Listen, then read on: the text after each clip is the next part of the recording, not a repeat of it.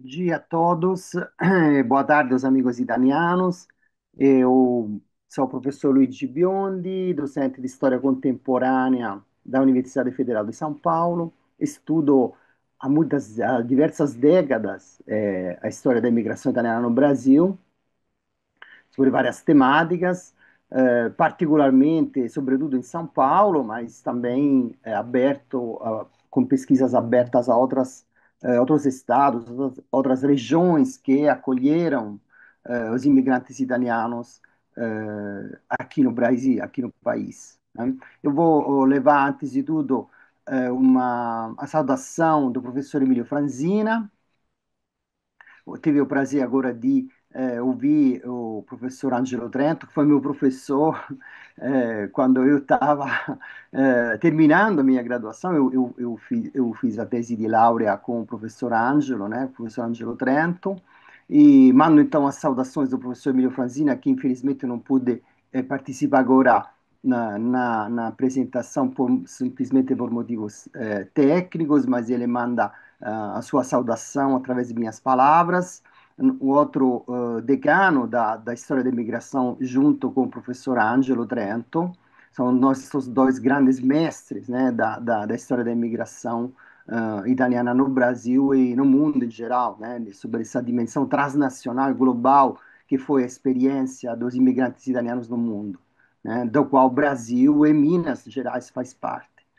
E mando também a saudação do professor Antônio De Ruggiero, que também por motivos de outros compromissos não pude participar, mas ele é também parte integrante desse projeto, dessa história da imigração italiana no Brasil. O professor Antônio De Ruggiero é docente de História Contemporânea também na Católica, na Pontifícia Universidade Católica do Rio Grande do Sul, em Porto Alegre, né? E eu quero parabenizar e agradeço o convite da Giusy de participar desse projeto, de poder fazer parte dessa apresentação, do lançamento do Movit. Eu acho uma iniciativa extraordinária que a Giusy e a equipe conseguiu levar para frente. Realmente, graças a esses apoios também, seja institucionais e da comunidade italiana em Minas e no Brasil, e das empresas que apoiaram o projeto, foi finalmente possível realizar algo que é realmente importante, que faz falta para a imigração, na história da imigração italiana aqui no Brasil como um todo. Espero que seja de exemplo e para outros projetos parecidos em outras áreas, outras regiões do país, né?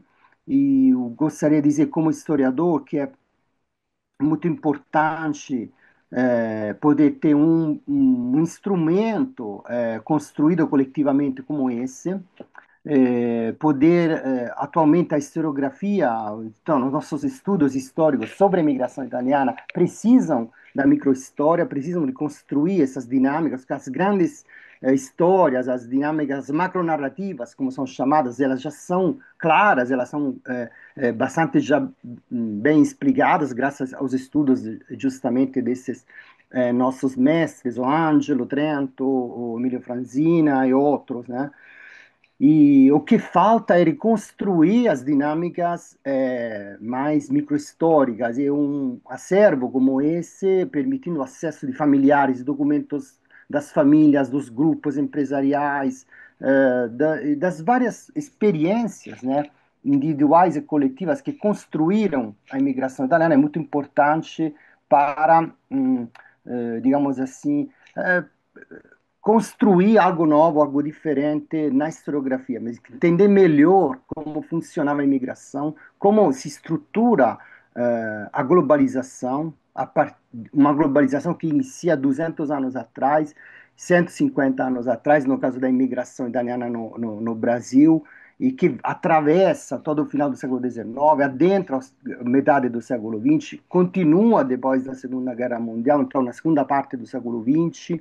Então, mas globalização feita por pessoas, as pessoas que constroem um tecido transnacional e global. Um acervo como esse, um museu virtual como esse, permite adentrar e construir realmente essas histórias, porque as histórias de migração são feitas pelas pessoas, né? Então, Isso é fundamental. Então, inclusive, eu convido todos que estão vindo a contribuir, né, com seus documentos, seus materiais, suas experiências, suas histórias.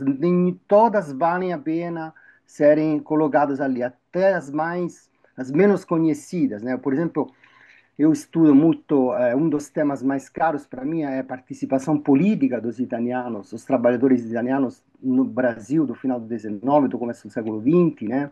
Temos figuras extraordinárias de anarquistas, de socialistas, né? Pessoas que realmente até românticas, né? Na sua paixão política, né? E, por exemplo, a família Cerchiai, uma família da Toscana, de uma cidadezinha de Pescia, que é uma cidade atualmente na província de Pistoia, né? E eles se estabeleceram no sul de Minas, em Poços de Caldas e nos arredores, fizeram essa transição entre Minas e São Paulo o tempo todo, conectando áreas limítrofes entre Minas Gerais e São Paulo, construindo essa grande rede da imigração italiana, né?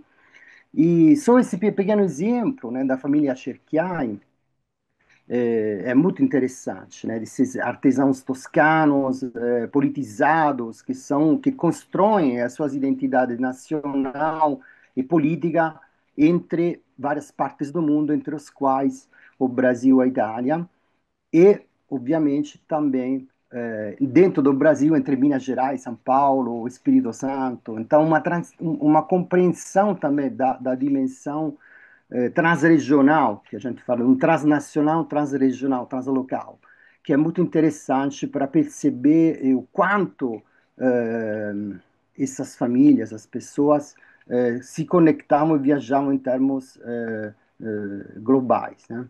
Então, eu desejo, com minhas palavras, uma longa vida ao Movit, esperando que possa continuar existindo por muitos anos e receber esses materiais, que é uma dádiva, eh,